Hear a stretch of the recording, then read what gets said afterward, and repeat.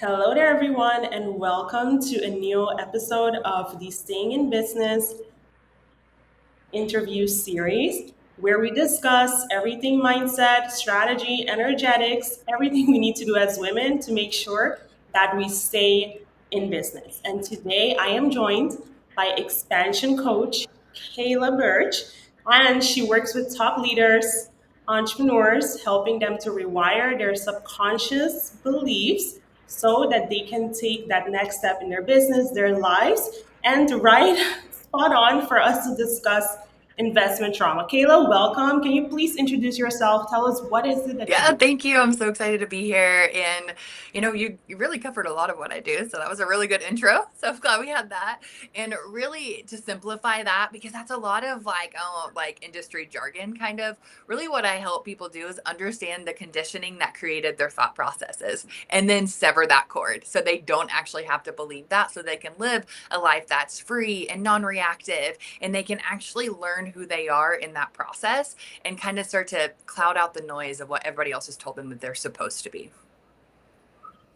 Yeah, so happy to have you here because today we are continuing the conversation around what a lot of us go through or we experience and see, but we don't talk about it a lot, which is that whole concept of investment trauma. And the way it shows up is whenever we're about to make that investment, it's either that hesitation, that fear, right? That shame that comes up and stops us from really taking that next step that we need to be taking into your business. So Kayla, from your experience, how did we get here? Yeah, I think there's so much that goes into this. And we talked about this a little bit before, and it's so individualized. And I think that what I see the most are people are coming from, let's just say, like two lanes of how they invest and their trauma and their reactions and their conditioning. So we have the over investor. So we have the person that just invests, and can never stop investing. And then we have the people that are under invest. So they never invest in themselves. And I would say that it's very much rooted in the same quality. And that is a sense of when we don't have a handle on our investment. Let me just say that. When we don't have a handle and a good idea of how we invest, then we are always coming from a place of a lack. And so, even if you're under investing, it's from lack. It's from a lack of belief that you're going to get a return, or that you're capable, or that you even deserve to have this investment. And so now you're like, well, I can't invest in this because maybe I have some trauma around not having enough money, or I've invested it before and I invested big and I didn't get my ROI on it, my perceived ROI. So it's still from that place of lack. And then sometimes, even though it can be like really sugar coated and pretty and empowerment of investing, when right now, like, investing is like a badge of honor. Like, I invested 70K in my business yesterday, and you're like, well, why did you do that? But that's another story. But that can also be from a place of lack of proving, of always thinking that there's an answer outside of you that has to be answered, or somebody else has the answer that you don't. So there's like this tug of war of understanding how we invest, because it is important to invest in your business and it is important to invest in yourself, but it's even more important to understand why you are or are not investing. Yeah, absolutely. And for that woman that wants to understand better, like her patterns around investing, like what are the steps that they would Yeah, have so to there's a take? lot of evaluation. Like, there's a lot of just the understanding part cannot be overlooked, because you have to look at the actual like more surface level pattern that you have of investing. Do you find yourself being withdrawn? Do you find yourself find yourself guilty if you do invest in yourself? Do you find yourself doubting the investment? Or then do you find yourself over investing? Every single course that comes up, you're like, this is it, this is it, this is it. So first we have to understand what the pattern is, and then you just start to dissect the beliefs underneath it. And this is true for any area in your life. So you can't just stop there. You're like, oh, I overinvest. Well, it's because I want to prove myself, or it's because I want to learn, or I want to grow. It's like, no. Why are you actually doing it? What do you think it's going to bring you? And why do you think you don't already have that? And then you can start to really get clear and honest. And then, kind of just to add to this, because a lot of people think that they're honest with themselves, but they're really not. It is the surface level BS that we tell ourselves. It is the conditioning. It's what feels good. It's what feels comfortable. And that can even be the negative thoughts. Negative thoughts are very comfortable for us, even if we think that they're not. So that surface level is always that first answer, but you have to go deeper. It's like, what do I actually make that mean about me? What would it mean if I grew my business on my own? What would it mean if I actually did this and I took that responsibility? So that radical honesty is one of the most important skills that we can gain and like actually start to deliver in our own life for ourselves, because a lot of times we're just lying to ourselves. It's a very sugar coated version of what we actually need to be having the conversation with our own self. Yeah, and when we spoke, you also mentioned same trigger, different package, Yeah. right? And I found that so interesting because a lot of the times we think, oh, we're talking about investment trauma in isolation of Mm-hmm. like investing in the business, the coaching industry, but then it's like the Yes. projections. Can you speak on that? Like, what do you Yeah, mean so when when you I say say that? that, and it's actually, I'll use the more PG version. Same crap, different package, right? So, and that's what it looks like. And so the reason why I started saying that and I started seeing that was the patterns with anyone that I was working with. I work with people who are very beginning businesses, and I work with people who are also like CEOs of major companies. And what I was noticing is when we were having conversations, it was the same type of conversation. It was just coming in a different package. And so we're all talking about the same things. None of us are unique. None of us are unique in our patterns. None of us are unique in our thought processes. It's not really unique. We're all talking about the same thing. The difference is the package that it gets delivered to you individually in your life, and me, and everyone else out there. That's what starts to get a little different. But at the root of it, it's all the same thing.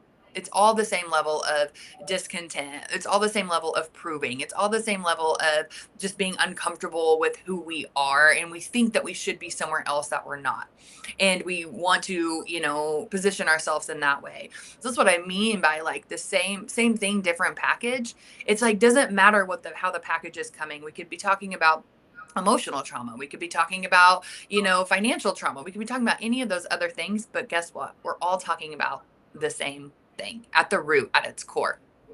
Yeah, and for women specifically, let's talk about the ones that are over investing right now, Mm-hmm. right? Like, oh, I just invested in a course, I went through the material. Oh, I already know this, and now, I'm sitting with the feeling of like, okay, what's the next thing, right? Like, can we talk about what is really at the core of this? Yeah.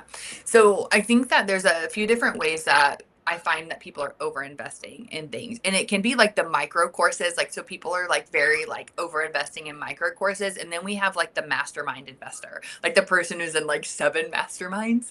And like we have that. And the reason why I think a lot of people do this is because one, we'll just say very simply, we're told that we need to. Like, we're told from the top that we have to invest in these big packages that for us to actually make it in life. And then we're sold this dream of replication. So if you just replicate what this person did, then everything in your life is going to change. Then you're finally going to be free financially, emotionally, physically, whatever. It's sold in the package. And what people overlook on that is that to make that happen, you actually have to figure out why you're not doing it on your own anyway. I'm a strong believer that nobody knows anything that we don't already know. But these different spaces help open up what we need to learn from ourselves. But if we're doing it thinking that that person is going to hand us the solution on a silver platter, we're always going to end up empty. So it comes back to that place of lack of like, I need to fill something that I don't already have within me. And I need this person to give me an answer. Like, they are making $1 billion a day, and they told me that I could make $1 billion a day, and they're going to teach me everything that I need to know. And so I overinvest in that because I think that I'm going to get all of my answers. Now, you can't duplicate somebody else's success. It's not how it works. But that's what it's sold. So like very top of like level right there is we're sold a like bill of goods that are not actually accessible. Now, that does not mean we can't replicate systems. It doesn't mean that we can't like take what somebody else is doing and make it our own. It doesn't mean that. But if we think somebody else has the answer, then we're always going to be chasing. So we go from this mastermind or 6 masterminds to the next 6 masterminds. And we keep investing and investing instead of just freaking slowing down, instead of thinking, what do I need to hear from myself? What am I actually looking for? What is the actual gap in my business? And how do I actually invest in the gap? That's what people don't do. People invest in the whole Yeah. thing. And it's like, no, you just need to find the gap and invest there. And that's where you need to spend your money. Yeah, I love that you highlight that because I also talk about this all the time, and it's discernment as well, right? Like, honestly, also getting to the point where you can understand business in the sense of what are all the systems that a business needs so that it can Mm-hmm. function. But what do the majority do? They wait for someone else to explain to them what their problem is. And you see it all the time on Instagram. You don't have a this problem, you have a that problem. I mean, we maybe we all use that, Mm-hmm. right? But I'm also aware that hey, this is just messaging, right? It's just how people are positioning themselves. It doesn't mean that I have to take that and be like, oh my god, that's what the problem is. Let me, I really think like that is just having the ability to understand, looking at your input, your output, where is Yes. the gap? Yes. And what is true for you? Because that, we all do. Like I say it all the time. Like it's just like marketing freaking language. And it's just a game we have to play. And I think that's also something else that people need to understand is that it's the name of the game. And that's marketing. And that's helping people understand that there is a service that they might need, but it's up to the individual to discern if that's actually what they need or not. Because it's like, it's not this problem, it's that problem. Yeah, that may be true for Jane, but it may not be true for you. And so you have to be clear. It's like, oh no, I've already moved past that. Or no, it's not actually my problem. My problem might actually be strategy. I say that all the time. I'm like, it's not a strategy problem, it's a this type of problem. But then sometimes Mhm. it actually is a strategy problem. So, for example, me, I don't have issues on the back end with like my mindset and my beliefs and all of those. Like anything like that, I don't second guess myself anymore. I've worked through all of that. That's a whole nother conversation for another day, right? But I don't actually have that. My actual problem, my gap in my personal business is strategy, is marketing, is that right? That actually is the gap of where I am. So I don't want to say fall for, but I don't lean into messaging of, oh, it's not a mindset or it's not a this or if it's a this problem. Because for me, I actually do need to tighten up my freaking strategy. Now, however, for the people I'm talking to, for my ideal client, it's not a strategy problem for them. It is the internal systems that they have to figure out before they can get the external business systems. That's discernment. That's where are you in this part to know where it is. Because this messaging that you read, it's not for everybody. And it can be for you at different parts of the phase. So I love that you use that language discernment because that's exactly what it is. What is it that I need to invest in? What is my actual gap? Is it the emotional side or is it the freaking strategy side that I need to get really clear and tighten up? And you have to know that for yourself. You have to trust yourself and know enough to know, oh, wait, that is for me, and not fall victim to every single amazing freaking marketing strategy that's out there. Right. So going back to that person that is Mm-hmm. self aware, but paralyzed, right? They're self aware, this is what I need to fix, but they're so paralyzed by the past. How would you guide them through this? Yeah, so I think that there's a level of like awareness, but if you're paralyzed, there's still something that's not sane. So if you ever find yourself at a space where you just can't take action and you're thinking, but I'm so aware, but I know all of this. It's like, okay, but there's still a belief, there's still a tether that you have that is preventing you from stepping fully into a next level. There's an invisible ceiling, there's an invisible string, there's something that tethers you down, that there is a level of more exploration to do and to understand. Because a feeling of paralyzation and not being able to move forward, there is still a reason there. There's something that's unseen that has to be dealt or bring to the surface. So how do we do that? Now we start to question ourselves.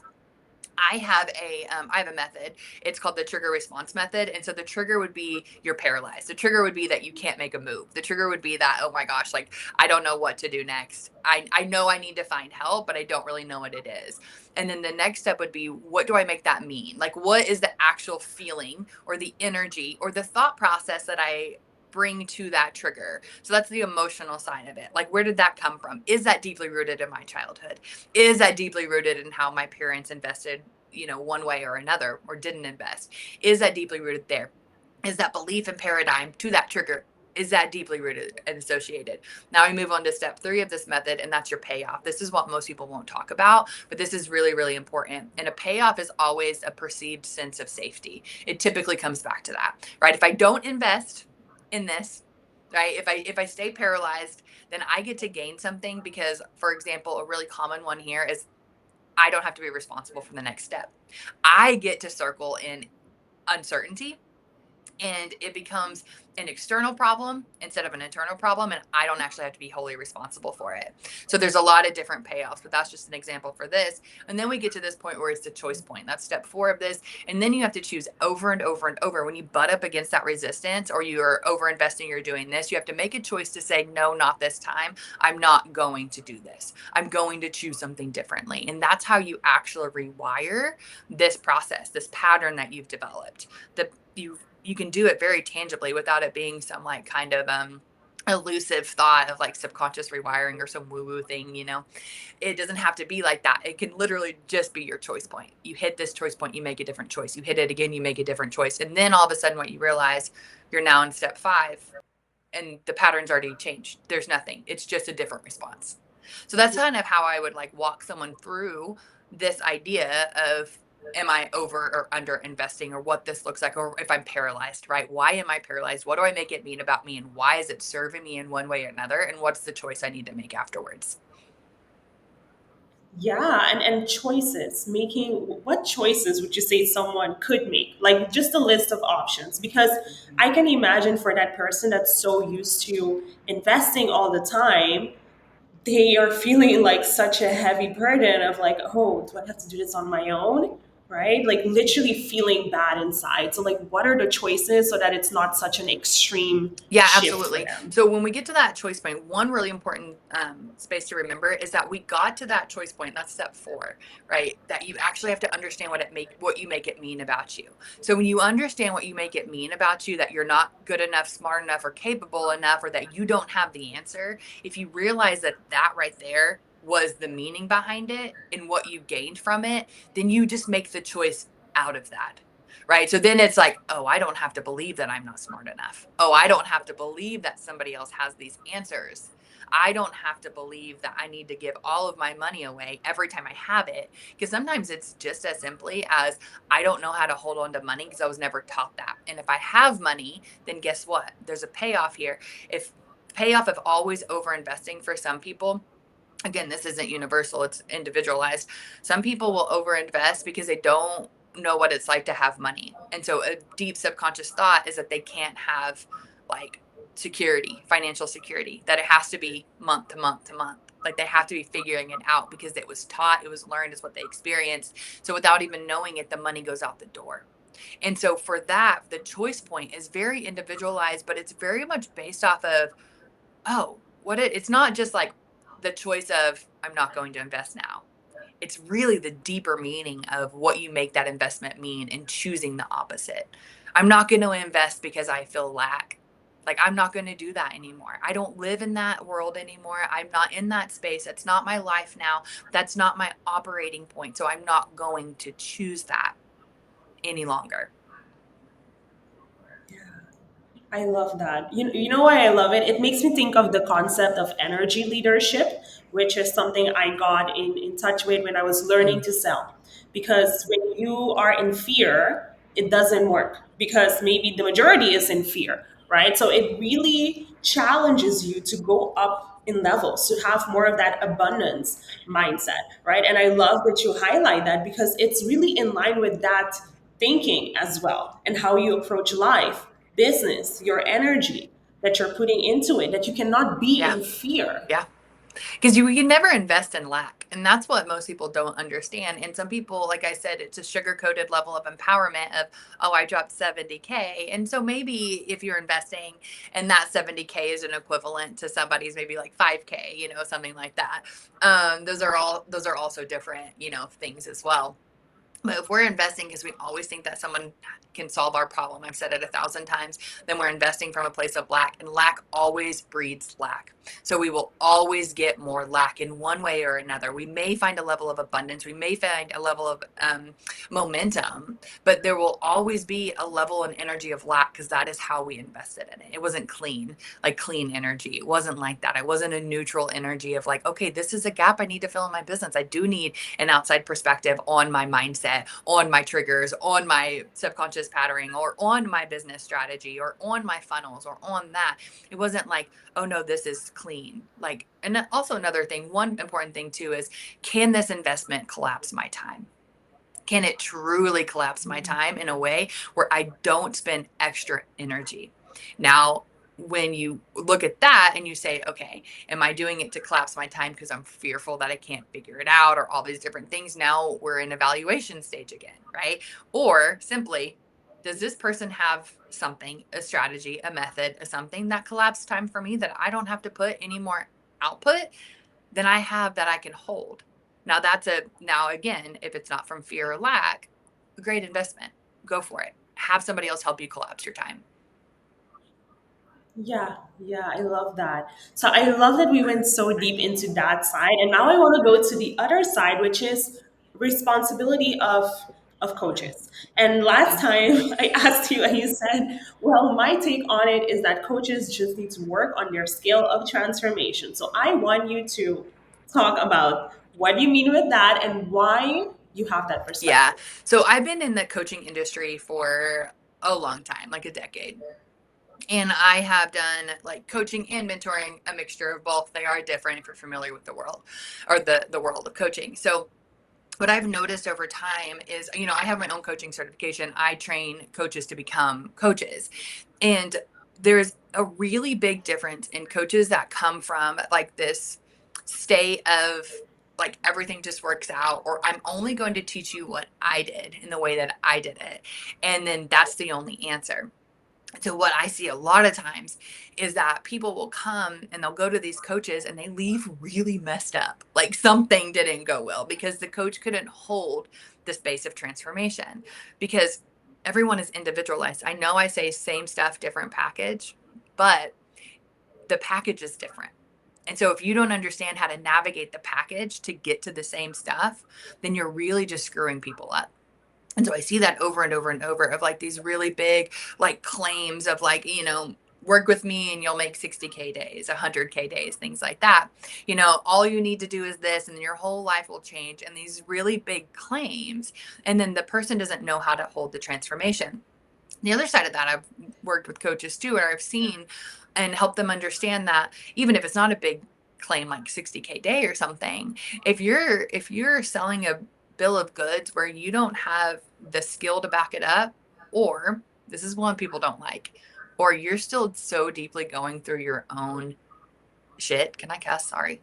Your own stuff. Okay, your own stuff, if you're so deeply in those trenches that what happens is you're reflecting that back onto the other person, and now you're kind of just spinning them in this different circle. Now that does not mean that you can't lead from your own experiences, but if you're still in the middle of that experience, it's my belief that you have no business walking somebody else through it until you figure out something for yourself. And I see that, it's called the wounded healer, right? The wounded healer, that avatar is kind of what I'm talking about here.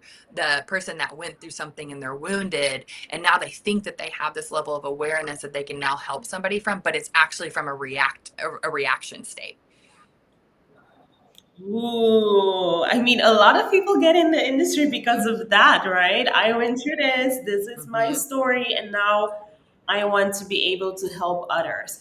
And obviously, the coaching industry is not super Yes. regulated, right? Like anyone can start an Instagram account, invest in good messaging, and start making claims. So, what is your perspective on where our industry needs to go? Yeah, I think for me, I think that, there's a lot of like pull to be a lot more regulated, and having like accreditation internationally, accredited. And I find I used to not think that that was important back in the day. I mean, not back in the day, like, oh my gosh, like I'm 35. But like, a while ago, even 5 years ago, I don't think we had this accessibility to coaching, like where everyone was doing it. Everyone was just starting an Instagram account and then calling themselves a coach.